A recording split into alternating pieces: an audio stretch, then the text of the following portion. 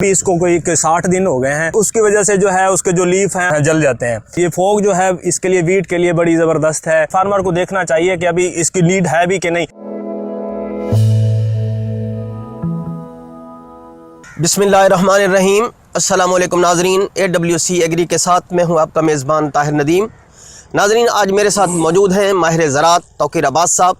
हम इनसे जानते हैं कि हमारे उन काश्तकार भाइयों ने जिन्होंने गंदम की फसल काश्त की हुई है और गंदम को 50 से 60 दिन हो गए हैं, तो इस वक्त वो गंदम की अगर आपाशी करनी है तो वो कैसे करें, और अगर खादों का इस्तेमाल करना है तो वो कैसे करें और कौन सी खाद का इस्तेमाल करें। तो आइए उनसे बात करते हैं। अस्सलाम वालेकुम तौक़ीर अब्बास साहब। वालेकुम सलाम सर, क्या हाल है? ठीक है। बताएं कि इस वक्त जो गंदम है वो किस मरहले पर है और इस वक्त उसको अगर खादों की ज़रूरत है तो वो कौन सी डालनी चाहिए?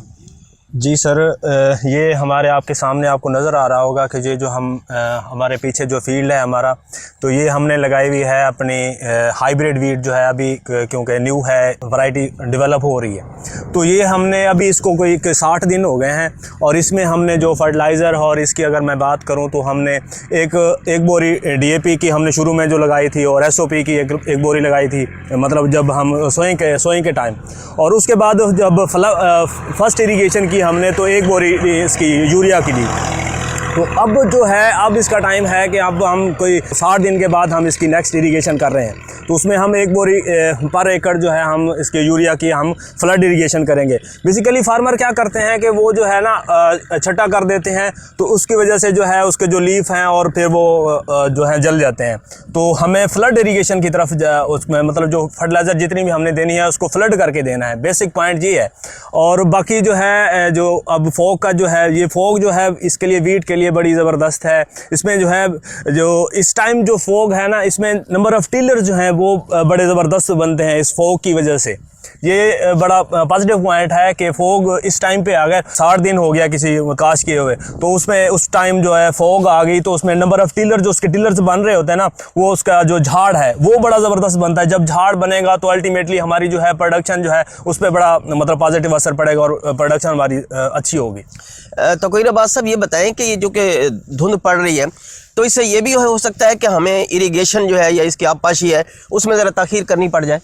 हाँ, ये सही कहा आपने कि ना, अगर जैसे पहले कुछ अभी एक वीक पहले जो था बड़ा सनशाइन अच्छा था, इरीगेट मतलब जल्दी कर देते। अभी हम थोड़ा ना इसको डिले की तरफ जा रहे। अभी आप देखें, अगर आप साइल का मुआयना करें तो अभी ना इसकी ज़रूरत नहीं है। मतलब ये एक फार्मर की भी वो होती है कि फार्मर को देखना चाहिए कि अभी इसकी नीड है भी कि नहीं। अगर हम इसमें फील्ड में जाएँ तो फील्ड में मतलब प्लांट्स ही हमें बोल रहे होते हैं कि हमें अब ज़रूरत है, पानी की भी नहीं है। वही अब फॉग का जिस तरह अब सीज़न चल रहा है, तो हमें थोड़ा ना डिले करके, क्योंकि अगर हम एक पानी अब बचा लेते हैं ना, तो जब एट द एंड जब मतलब आगे से गर्मियाँ शुरू हो जानी है तो हमारा एक पानी बच जाएगा।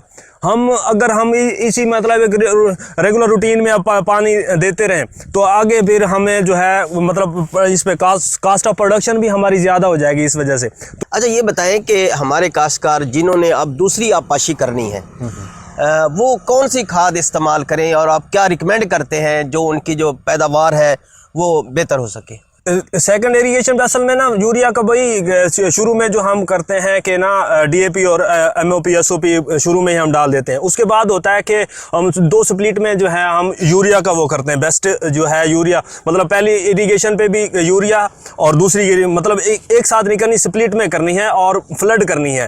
तो बेस्ट है कि यूरिया इसमें दूसरी इरीगेशन में आप यूरिया इस्तेमाल कर लें, वो अच्छा है उसके लिए, मतलब उसके ग्रोथ के लिए और सारा उसके मतलब वेजिटेटिव प्रोडक्शन उसमें बड़ी ज़बरदस्त होगी।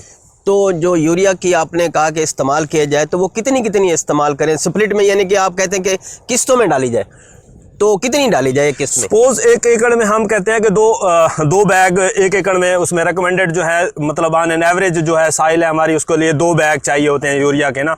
तो 1 बैग फर्स्ट इरीगेशन में यूज़ कर लें, सेकंड जो है थर्ड में यूज़ कर लें। अगर जैसा कि हमारी अगर साइल है, सैंडी साइल है, तो वहाँ पे हम जो रेकमेंड करते हैं कि जो उसको है ना 3 इसमें डिवाइड कर लें, मतलब first irrigation, second and third. ज़मीन पे भी डिपेंड करता है कि जितनी मतलब सैंडी साइल है, क्लेई साइल है तो उसमें आप 2 में, अगर सैंडी साइल है तो उसमें आप 3 में डिवाइड कर लें। क्लेई साइल मतलब चिकनी मिट्टी जो है, और जो सैंडी साइल होती है रेतली मिट्टी जो होती है जिसमें मतलब ऑर्गेनिक वो जो कम होते हैं, ऑर्गेनिक मैटर जो है।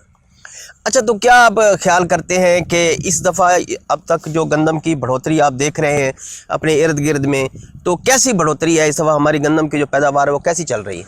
माशाल्लाह इस दफ़ा ना क्योंकि मौसम अभी तक तो जो है सीज़न है बड़ा फेवरेबल है इसकी, मतलब जब जो फोक का और ये लास्ट ईयर जो अगर हम उसकी बात करें ना तो फोक जो है बड़ी वो जो है लेट आई थी, तो तब जो है अपनी जो गेन कर चुकी थी वीड। नंबर ऑफ़ टिलर जो है बेसिकली जो है ये जो फोक है इसका इसमें टिलर के साथ बड़ा ताल्लुक होता है।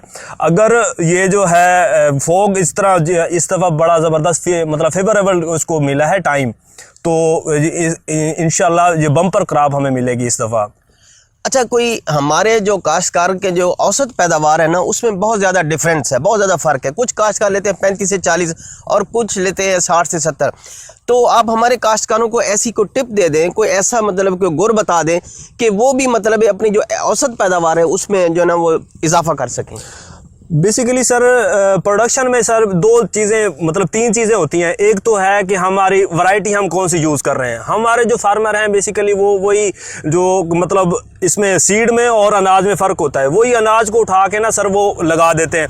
पहले ही हमने वो कर लिया कि वैरायटी कोई अच्छी मतलब वही अनाज को लगा लिया। दूसरे नंबर पर है यूज़ ऑफ फर्टिलाइज़र, कि हम किस टाइम पे क्या दे रहे हैं। वो हमारे फार्मर क्या करते हैं कि ना 3 दिन के बाद हमारा वारा है पानी का, तो हम आज ही वो सारी वो फर्टिलाइज़र को बिखेर देते हैं और 3 दिन बाद हमने अब नाइट्रोजन जो है ये जो फर्टिलाइज़र है ये उड़ जाती है, इससे मतलब सूरज की रोशनी में ये उड़ जाती है, तो अवेलेबल उसको बहुत कम होती है।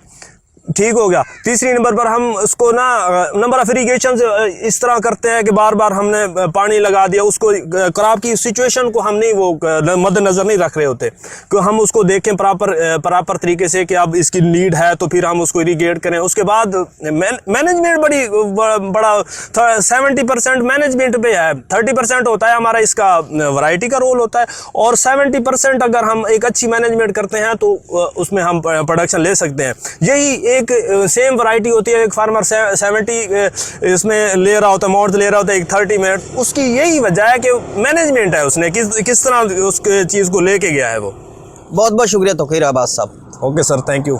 नाज़रीन, आपने गंदम की भरपूर पैदावार हासिल करने के हवाले से तौकीर अब्बास साहब की बातें सुनी। इसमें कोई शक नहीं कि हमारे काश्तकार भाइयों को चाहिए कि वो अपनी फसल में आबपाशी और खादों के हवाले से उसमें ज़्यादती का शिकार ना हो। ज़रूरत के मुताबिक पानी भी दें, ज़रूरत के मुताबिक खाद भी दें, लेकिन इन तमाम चीज़ों का बर वक्त इस्तेमाल करें और अपनी फसल की बेहतर मैनेजमेंट करें। इन तमाम चीज़ों का अगर वो ख्याल रखेंगे तो इसमें कोई शक नहीं कि वो भी अपनी जो पैदावार है वो 60 से 70 मन तक हासिल कर सकते हैं। तो आज तक के लिए इतना ही। आइंदा सेगमेंट तक अपने मेज़बान ताहिर नदीम को दीजिए इजाज़त। अल्लाह निगहबान।